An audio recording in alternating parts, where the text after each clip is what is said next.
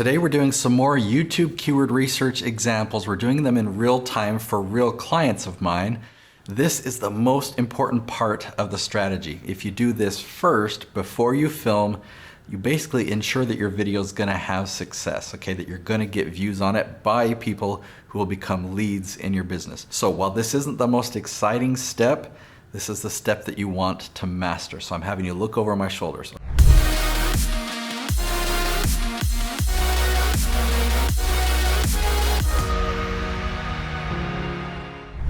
So these are real clients of mine, and the example we're looking at here, we're actually going to do two more examples today. They're both like business entrepreneurial type examples. We've got a lot of fun. You can see that I've already done a lot for this client. So we've done some searches on goal setting, on focus, on priorities, motivation. Let's just see, what have we got here under change personality? That's interesting. Can you change your entire personality, or what can cause a sudden change in personality? So these are ones that I found before. But if you notice down here, I've got some on the left that we haven't done research yet, so let's do some now. Right now, journaling stands out to me. So I might do journal or journaling. Might be able to do both at the same time. I'm gonna give myself some space. So if I just insert blank rows there we go. Okay, so come over here to my tool. Okay, so in the search bar, I'm gonna type that in, journaling, turn on the questions button, turn up the word count to 8. Okay, first I noticed that we're still at really high search volume. I might want to put in the word how. Let me just stick with it before I modify the search. I just want to get down here below 100 to begin with. Now I don't know what a journal for Jordan is, but I'm seeing that a lot. So I'm going to come up here and just exclude the word Jordan. Then it will filter out anything about that, whatever that was. Okay, I don't think this applies to my client, how to know if a journal is peer-reviewed. So, for the right person, that's a great leaf title. For my client, I know that that doesn't apply. He's talking about keeping a journal himself. Okay, so these are journal articles. That might be another word. So let me remove the word article. All right, and that will filter up my results even more. Okay, so I don't know what a happy planner is, but that one might work. Maybe my client knows what a happy planner is and he wants to talk about how to bullet journal in a happy planner. Skip those ones here. Sometimes you've got to dig through and find the ones that actually apply to you. How to find impact factor of a journal? Not sure. Okay, so I'm actually going to filter a little bit more. I checked one. I don't really like it so much, so I don't care if I lose that when I'm going to change it to keep journal. See what questions I get there. All right, how to keep pressed flowers in a journal. I don't think that's a good topic for my client, but for somebody who keeps flowers, let's see. All right, what are the benefits of keeping a journal? Okay, that's a great one. Does keeping a dream journal help lucid dreaming? That's very specific. I don't know if my client will do that or not, so I'll just check that one for him. Does keeping a food journal help lose weight? Great topic there. How to keep a bullet journal for work. I don't know what that is, but it's very specific. I love it. How to keep a diet and exercise journal. That's great, and it's specific. So this is another one about that lucid dreaming thing. This is does it help, or this is how to do it. So I'll just check both. Okay, those are repeats, how to keep a journal, and what to write. I like it. Okay, this one relates to better mental health. Okay, so that's pretty cool. I'll check that one. This one's a technical one, how to keep a journal on your computer and how to keep a private journal. I think those are the same, so I'll only take one of them. I think we already had one on what's the purpose, kind of like one of the benefits. Why do some people keep diaries and journals? I think I'll skip that one for now because I think we've covered it in other ones. Why is it good for you? That's interesting. It's just if it were worded a little bit different, like what are the different kinds of journals? Maybe we'll find one. Okay, so I stop once I get to 0. So I was looking through here. This one's actually good, that last one. Why keeping a daily journal could change your life. It sounds like a great title as well. So it's a good question. It has consistent search volume. As long as it at least has 10, this strategy will really work and it will start generating leads for you, okay? So all we need is 10. So I checked those. Below that it has 0, and there are rare exceptions, but typically if it says 0, which means less than 10, that's why it still shows up here, but it shows 0, it just means less than 10. That's when I stop my search. So then I come up here, I hit that copy button. Okay, so I come right here and I will just paste it Just paste the values only so it doesn't bring over any formatting. And then the extra information that it brought, I don't need that. I don't want it. And then I like to be super organized. So I'll just make that new section and I can start my new section right there. So I've got another example for you that I'm excited about. And I'm excited to talk about my book that is a companion to this video series. So again, this whole month, 22 episodes, teaching you how to leverage YouTube to generate leads for your business. And my book, I want to give to you for free. It's called A Hero's Guide to Influence on YouTube. And as long as you're willing to pay the shipping costs, then I'll give you that book for free. Go to natesyoutubebook.com. I'll put that link in the description, natesyoutubebook.com, and that book is yours. Okay, so for this client, we've actually done a lot of keyword research. We've actually done a lot of filming on these. The channel is doing really well. Revenues are way up from lead generation on his channel. And he does a lot of topics on team building and virtual meetings and stuff like this. So here's a topic, build trust. And we found why is it important to build trust with customers and how to build trust among employees, how to implement cultural change in an organization. That's similar to one we've done before. How to make a presentation more interactive. So let's scroll down to the bottom and let's do some real-time keyword research. I think there's a few that need to be researched. You can see this is a long list. Okay, we're down to row 654. I've got some of these documents that are down into the thousands. All right, so humor and conversation. You wanted to see if there's any questions that have both those words in there. So let's come right over and we'll just paste those two words in there. Turn on the questions button, turn on that word count filter. In fact, normally I would turn on the word count filter, but there's already without it on, there's not that much.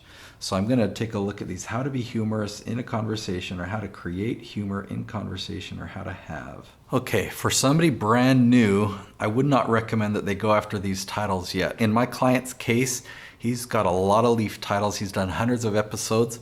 And so he can go after phrases that are a little bit more competitive.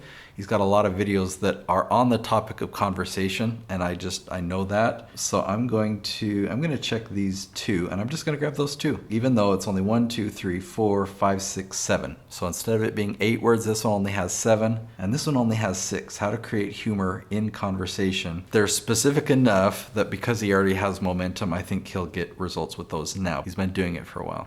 So I'm going to copy those two right here and just delete this extra data that I don't need. Okay, and I'll move these down and we can go do searching for these. Okay, so retrospective meeting. I don't know what that is. We may or may not find anything, so I'm curious. All right, so I put that in that search bar. Okay, and we've found some. Let me turn on this word count filter then. People are searching for it. So what is the goal of the sprint retrospective meeting? I don't know. I don't know what sprint, how do you implement action items captured in? See, I'll just have to let my client decide because I don't know if it's talking about, the cell phone company Sprint. So I don't know. My client will know. And how often should retrospective meetings be held and why? I love that question. What is the purpose? Okay, so sprint retrospective meeting must be a type of meeting because it's repeated here. It doesn't sound like it's talking about the company. That's a weird question, so I'll skip that one. Same with that one. When should one of these meetings be held? You can see that we're down to zeros at the bottom of this screen here, but the ones that I've collected so far are pretty good. Let me look at these last few. Who are the participants? I've selected 6 so far. Ideal time. Did we already grab one on time? What's the main purpose? So out of these 8 that I've selected, I'm guessing that my client isn't going to make 8 different episodes, but he might make 3 or 4, right, from this topic. So I'll just paste them all here, then he can pick and choose which ones are going to make good standalone episodes. And what's fun, I didn't mean to copy and paste that, I'm just trying to delete that unnecessary data. What's fun to do is sometimes you can combine, like, I'm going to kind of talk about both of these questions in the same episode. And you just pick the title that will best serve that video. But then in the beginning, you kind of introduce both things. That's what I might do in a couple of these instances, because some questions like, what is the ideal time to conduct sprint retrospective meeting? Maybe that's going to take me 60 seconds to answer. Yeah, the best time to do it is in the morning. I don't know. So you might want to combine a couple of these in one episode. We're just talking about keyword research here, and I think these are all wonderful titles that will definitely get results and generate leads. Okay, so let me just move this down here. Let me do one more for you here, just based on feedback. Now that's one word. We might have to put in, business or meeting or something. Let's see what we get. I need to put something more in here because, you know, negative feedback or Instagram or audio. Okay, so if I put in meeting or speaker feedback, let's just see. Okay, we've only got 2 that have search volume. Which Scrum meeting is focused on getting feedback? I don't know if that's a applicable topic. How might feedback interviews and meetings be conducted most effectively? I mean, man, that is super specific. Just because the second one might be a possibility for my client, I'll copy both of those. Then I'll come back and I'll modify that search. So let me just paste those there. And then I'll do a little bit more digging. So if I did meeting feedback, what else could I type in there? Employee. All right, how can managers improve employee satisfaction with the feedback process? That's interesting. It's like, I'll grab it because it's got consistent search volume. How to ask for feedback on an employee. Ooh, and how to give it. I like that. What are some examples? Okay, so you can make a whole episode just about examples. Check this question out. Look how long this is. How many words? 1, 2, 3, 4, 5, 6, 7, 8, 10 words. How can we overcome employee defensiveness in performance feedback interviews? I mean, there's no one else that's going to have that title to their video, and yet there are 20 people every month asking that specific question. I love it. Okay, and how to do it in email samples, huh? I don't know. I'll skip that one for now. How to deliver negative feedback to an employee. I'll skip that one. That one's kind of similar. Ooh, how to give an employee feedback about their appearance. How to give constructive feedback. That's the opposite. That's great. Okay, performance, defensive, we covered that. To a difficult employee, sure. Ooh, this one's fun. How to give feedback to a lazy employee. Okay, a lot of these are just worded differently of the same question. Okay, how to respond to positive feedback about an employee. That one's fun.